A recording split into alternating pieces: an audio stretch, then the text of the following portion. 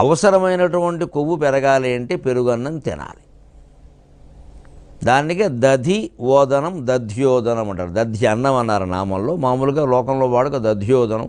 తెలియ కొంతమంది పలకలేక దద్దోజనం అంటారు. అలా పలకూడదు, మనం పలుకుబడి మార్చుకోవాలి. లేదు కనీసం రాసినప్పుడైనా దద్దోజనం అని రాసేయకుండా దధ్యోదనం అని రాయాలి.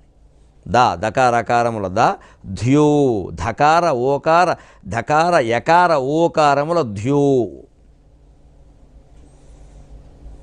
సంధ్యోపాసన అన్నప్పుడు ధ్యో ఎలా ఉంటుంది అది రాయాలిగా. దధ్యో దనము, దకారకారముల నకారకారముల మకార ఓకారములము, దధ్యోదనము పెరుగన్నము అని అర్థం. ఈ దధ్యోదనం అనేది పలుకుబడిలో దద్దోజనం అయింది. ఇప్పటికే అంటారు పల్లెటూళ్ళు దద్దోజనంగా హ్యాడ్ పడుకుంటే లేవడం అంటే ఒకటి ఉంది ఇక్కడ. ఎందుకంటారు ఈ మాట అంటే పెరుగన్నం బాగా ఎక్కువగా తింటే అందులో